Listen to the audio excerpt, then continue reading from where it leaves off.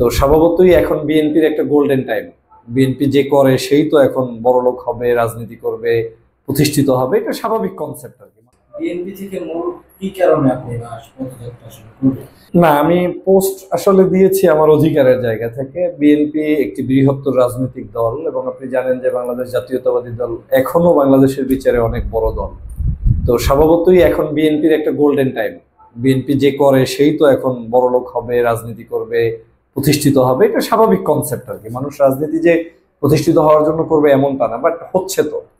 সেই জায়গা থেকে আমি পদত্যাগ করার কথা না, কিন্তু আমার কাছে মনে হয়েছে এখনই রাইট টাইম। কারণ আমি অন্যায়, অত্যাচার, জুলুম, নির্যাতন, চাঁদাবাজি, সন্ত্রাস বা এই ধরনের কোনো কাজের মধ্যে আমি সম্পৃক্ত থাকতে চাই না, প্রথমত।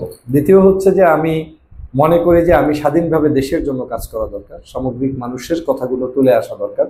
তো 5 তারিখের আগে আমি স্বাধীনভাবেই ছিলাম। তখন আমি জামাতের পক্ষে বললেও জামাত থাকতাম না, বিএনপি থাকতাম। ইসলামী আন্দোলন কিংবা হেফাজত কিংবা গণ অধিকার কিংবা এনসিপি যাদের পক্ষেই বলতাম, ওইটা তখন আমার ট্যাগিং এর রাজনীতি ছিল না। তখন সবাই মিলে ঐক্যবদ্ধভাবে আওয়ামী বিরোধী কাজ করতাম। কিন্তু এই 5 তারিখের পরে এই কাজগুলো আমার চলমান রাখায় অনেকের কাছে মনে হয় যে আমি তাদের না, আমি তাদের।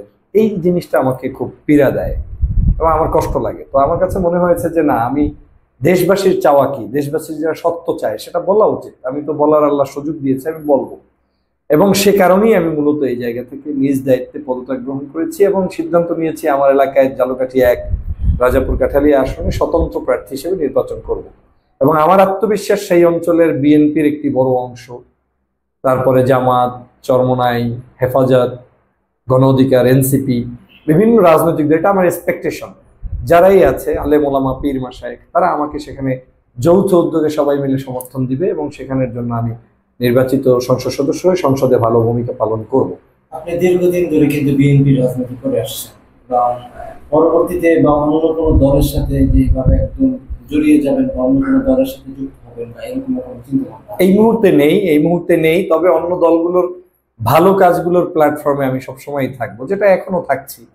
যে কোনো দেশের জন্য সন্ত্রাস নৈরাজ্যের বিরুদ্ধে সভা সমাবেশ, আন্দোলন সংগ্রাম, নীতিবান আদর্শবান মানুষের সভা সেমিনার, এগুলোতে আমি যাব। কিন্তু এখনই আমি কোনো দল, এককভাবে কোনো একটি দলকে মানে প্রাধান্য দিয়ে পদত্যাগ করেছি এমনটা নয়।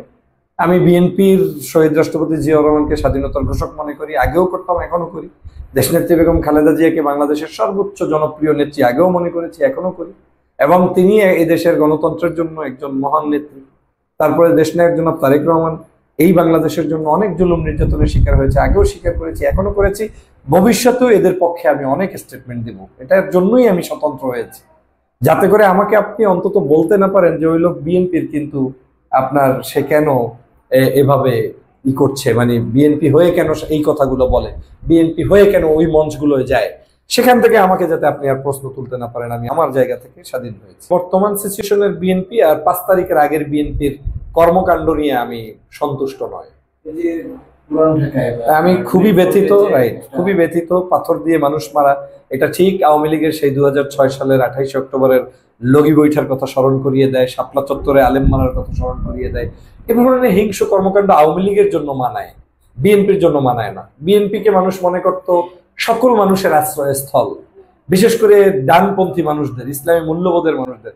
এখন সেখানে যদি এখন কেউ না কেউ গালিগালাজ করে, এখন আওয়ামী প্রেমী লোকগুলো যদি বিএনপির সাইনবোর্ড ব্যবহার করে তারপরে এখানে মূল্যায়িত হয়, অ্যাট দ্য সেম টাইম আমি যদি একটু ধর্মবেশা মানুষের সাথে সম্পর্ক থাকলে আমি হয়ে যাই ট্যাগিং এর রাজনীতির শিকার, সেটা তো আমাকে কষ্ট দেবেই। বিএনপিকে এই জিনিসগুলো পরিত্রাণ করতে হবে। বিএনপির তারেক রহমান সাহেব দেশে আসলে, খালেদা জিয়া সুস্থ থাকলে যে বিএনপি থাকার কথা সেটা অবশ্যই একটি ভালো মানের বিএনপি। কিন্তু এই মানুষদের অ্যাবসেন্সে যারা শয়তানি করছে, দুষ্টমি করছে, এরা থাকলে সেটা নিশ্চয়ই ভালো হবে না। তবে এটাও মনে রাখতে হবে, বিএনপি একটি অন্যায় অবিচারের মধ্যে লম্বা সময় তারা তাদের সংগ্রাম চালিয়ে গিয়ে তারপরে রাজনীতি করেছে গত 16 বছর। তাদের ত্যাগকে কেউ অস্বীকার করতে পারবেন না। আমার আন্দোলনটা ওই জায়গায়, ত্যাগীদের মূল্যায়নটা এখন করলে বিএনপি টিকে থাকবে ভালো। আর ত্যাগীদেরকে না দিয়ে কিছু দুষ্ট লোকদেরকে দিলে, টেন্ডারবাজি দিলে, সন্ত্রাসী দিলে, এটা নতুন বাংলাদেশে চায় না। 24-এর গণঅভ্যুত্থান এটা পারমিট করে না।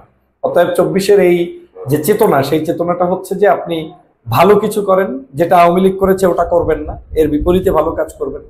যেটা এই সমাজ ভালোভাবে দেখে না সেটা আপনি করবেন না, সেটার বিপরীতে কিছু করবেন, আপনি ভালো করবেন। আমার তো কোনো ক্ষোভ নাই বিএনপির, শুধুমাত্র আমার নীতির জায়গাটাকে মনে হয়েছে যে এই এই ব্যক্তিদের কার্যক্রমগুলো সমালোচিত হচ্ছে, আমি থাকলে আমি এক ধরনের কাজ করব, সে এক ধরনের করবে, এটা নিয়ে একটা মানে দুই ধরনের কনসেপ্ট তৈরি হবে, সেটা আমি চাই না, বিদায়ী আমার কাছে ভিন্নভাবে আমি এই দল থেকে বের হয়ে এসেছি।